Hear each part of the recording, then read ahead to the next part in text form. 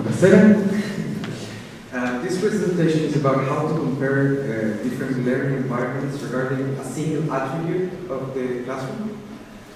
In a general sense, or in a really constrained way, we can think that schools are devised or designed to prepare the students for the labor market. In a much more general way and fundamental view, we're expecting for a school to prepare students to participate in society at large. And this process, it would happen at least by two different aspects. One of them is what teachers do. So what is the kind of training that they receive, what are the kind of practices that they enforce onto the students. But this company is accompanied by things that they cannot control. And we can call this, in a general way, classroom processes. Some of them are going to be social processes, some of them are going to be just peer group dynamics. And so every time that we have a learning environment, we will have these two components binding together. The kind of process that we are interested for this study is classroom discussion. And so in a really simplified idea, we have this notion that we have three elements. So we have different students that go to different schools. They have different attributes, in this case, socioeconomic status. They may be exposed to different learning environments attributes, in this case, different classroom processes. And as a result, they may have different levels of some sort of outcome. And in this case, we're focusing on three different learning outcomes: civic knowledge, mathematics, and Italian proficiency. For past research, we know that classroom discussion is positively associated with learning gains. And this has been observed for, especially for science. So when students are learning a concept that they don't know, it helps them to understand what this concept means and how to explain it to others. If they discuss this, the meaning of these examples or the meaning of these schemas with their peers. The same thing happens when the students try to understand history processes. Because they are complex at the end, they're just not definitions. They usually have complex idea that needs to be understood in different situations, so they would have like more than one view. So Evan model of classroom discussion usually will have at least these four components that if teachers enforce or promote for the students to make up their own mind. So if they're learning a new concept, they will have their own personal way to explain it to others. If they also can have the opportunity to express their opinion, so they will freely or spontaneously express how they view the things they are learning. And if they also have the space to discuss different issues with others during the classroom, this would help them to understand different kind of concepts that they're viewing in the classroom. The specific measure that is used in the ICCS study, which has been included in the background questionnaire from 1999, 2009, and 2016, is specifically on political and controversial issues. So the students are asked if teachers encourage them to make up their mind, express their opinion, and discuss with others, in particular regarding the political and controversial issues that happen in society at the current time. So to address this idea that we want to compare how learning gains or learning difference between students happen after we are taking into account a single attribute that or that it enables us to describe how is a learning environment, we're using what we call socialization process research view or framework. So what we're thinking of is that the students are not alone, so they're usually presented in groups, so we have different classrooms, they interact with each other, and there is, let's say that we have a single attribute that is shared for all, or they're exposed to all these different groups of classrooms, and this contextual factor could vary. So that's the really general idea. So we have groups of kids that are exposed to a single or more or less shared level of an attribute. The issue is that what is the problem with this idea? It would be really simple if we just have an attribute of the classrooms that is exposed to the different students in a simple way. We just compare to variables, we just put them as scatter and we get the main effect. However, the problem is that most of the time, when we have this scenario, so we have a single attribute that all the students share a collective experience on, but we don't have, there are not many traditional or psychometrical models applied to this specific scenario. Most of the development in psychometric and measurement models are on the individual attribute side. The closer tradition to this idea is rater models. So when we have, for example, different raters that are saying if our response is correct, and we want to separate the common variance for those raters that are making a judgment over a single attribute. In this case, it's a little bit different because we have different kids that are in the same classroom speaking about what is happening to them. The second problem is if this attribute is related to how students are allocated between schools, then we may get a confound. So we don't know if we see a large effect or a little effect because the students that have, let's say, a better socioeconomic status, it happens to be that they also go to the schools where there is more of this attribute. And then when we control each other these two effects, then the effect of interest will just wash away. And additionally, if this is happening, it could be the case that we make a conclusion in the wrong way. So if we see an illustration of this idea, we can take out the ICCS results from Italy, and we are just specifying a single three different models in which we are only taking two attributes: the background SES measure of the students and their responses on classroom discussions. So the first step, if we only include the difference of classroom discussion level between students, between classrooms, we see a positive effect. But once we include in the second step in model 2, the responses on their own, not the shared responses, the previous effect that we were seeing, it just washes away. It's practically null. And if we, on top of it, we add SES, the SES level of the students, then we just kept more or less the previous results. So what is happening here is that if we just use like the traditional way to assess the difference between learning environments, what we see is that once we included the difference of the students regarding how they see or perceive the levels of classroom discussion, the difference it's just not there because it has a similar shape. And this is happening only specifically because we're using a particular way to specify the model. It's because we're using a centering approach that is not the only one that we could have used. But this is the traditional way. Every time that you have, let's say, an SES measure, and you want to see if the between schools difference are related or not to the between students difference, we will use their scores as they are, or maybe centered to the grand mean, and then we would just aggregate those scores to the school level and just compare these two approaches. If we do the same thing when students are talking about their environment, this is what happens. The controlling of the within effect just washes away the between effect that we are interested in.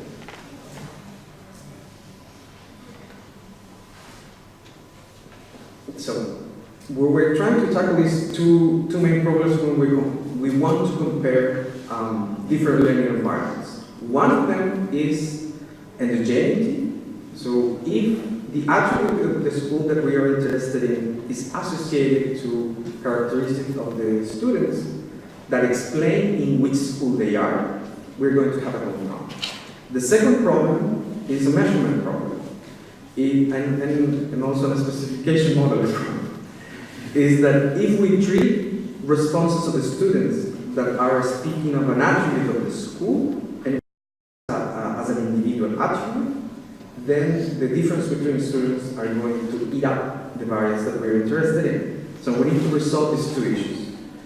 The main issue, what I was saying earlier, if we want to picture this in a graphical way, let's say that these different dots represent the student background of the students, and these groups are different classrooms.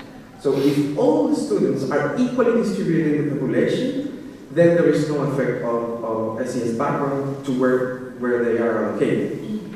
In that case, we would have no segregation at all. That's not common. Usually they're cited in some way. So let's say that the black dots are the ones that have a higher status, and the more clear dots is the one that have less of the attribute. So we would see this kind of shape, usually would be related to segregation, urban segregation, some sort of attribute. On top of it, if it happens to be that the good teachers or teachers that enforce the good practices that explain gains in learning, then they would be related in the same way. So we will have the good teachers with the good schools getting the teachers from well-off backgrounds, and the teachers with the students that have less resources in their home. They also getting probably maybe the teachers are less prepared with a lesser experience. So that's our first problem. The second problem is to treat a school attribute as a student attribute. When we ask the students to say if the teachers are doing something or not, this is not only what is happening to one kid, it's what is happening to all the kids together at the same time. So when we treat students as raters of their environment, we are not interested in their responses on a scale to describe the population in the same way. What we want is to see if the students that belong in the same classroom have a similar opinion, and to use that similarity as a measure of the attribute of the classroom. So in a graphical way, we can see that, let's say that we have different dots that represent the responses of the students. So this would be the population spreading of the responses of the students, but we're not interested in that spread. What we're interested in particular is the sharing points of each of them. And we want to use those responses as a reflective measure of the difference between the classrooms. But then we have a different problem. It's not possible to eliminate the heterogeneity, so we can use a trick. One of the tricks is that the bias is always going to be there. But what it happens is that the bias behaves in a different way. If we have a mixed model, a traditional mixed model, the expectation is that that estimate is going to be an underestimation of the attribute of the school if there is an indigeneity. If we take out the variance of the attribute of the student that would explain where they are allocated, which is SES background first, and we keep the quasi-residuals, and then we add the contextual effect that we are interested in, then this would be or represent the maximum effect. So by using two different approaches with two different models, we can have a lower bound of the effect and an upper bound. And we will know that at least the true effect should be in between. Only if there is an actual heterogeneity problem. The other one is that under the problem that the students are speaking of their classrooms, we can use a specific measurement model to retrieve this difference, instead of relying on the traditional way of making just a rash model of the responses of the students, and then afterwards creating this average effect for each classroom. So,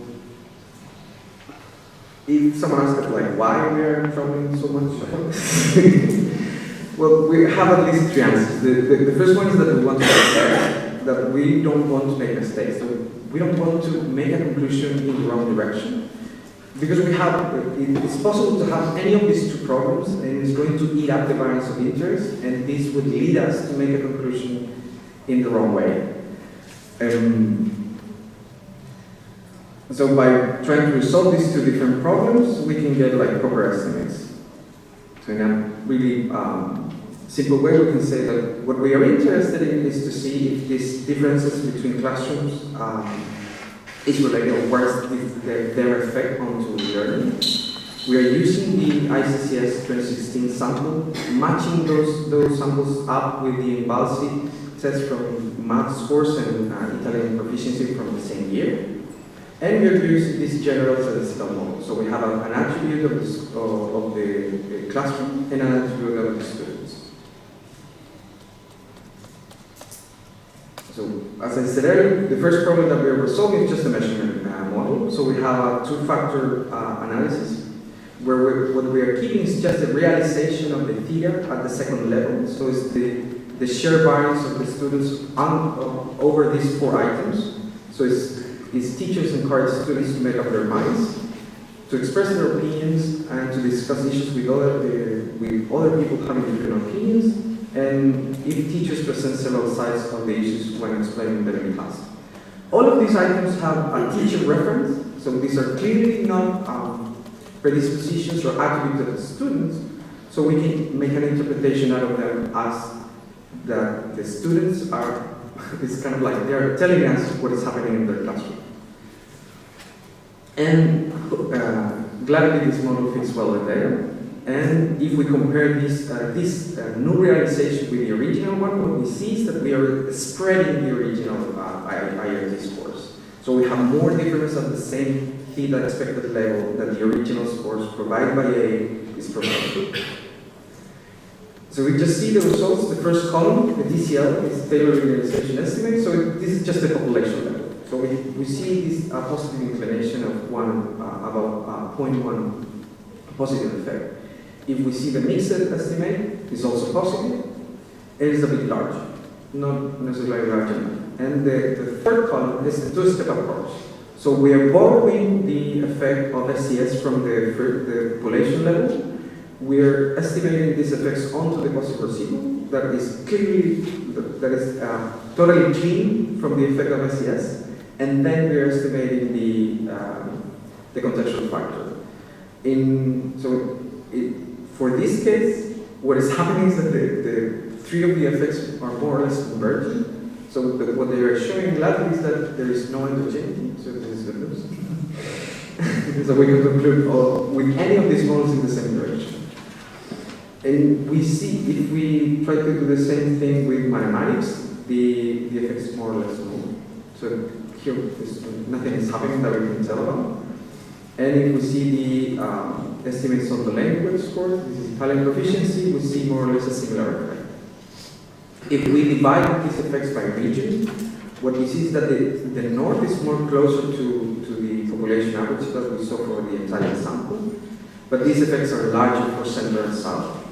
And only for the center we see a positive effect onto mathematics as an additional effect. Probably what is happening here is that for previous research we know that discussion in the classroom affects onto certain levels of political sophistication. So if let's say that you have a group of kids that are lower in the dimension and they are also having more discussion, they will have better gains. So this positive effect is not constant across the entire item. Probably it has like a delay at some point, a limit. So in summary, what I can tell you is that we have a positive effect. We are entirely sure that this effect is there. We have done all the conversions possible that we could make, so we can conclude in the same direction with any of the estimates. And additionally, we found a positive gain for math proficiency for the center sample. And for the rest of the outcomes from math and Italian proficiency, the effect is no. There is no effect onto classroom discussion when the students say they are discussing political and controversial issues in the classroom.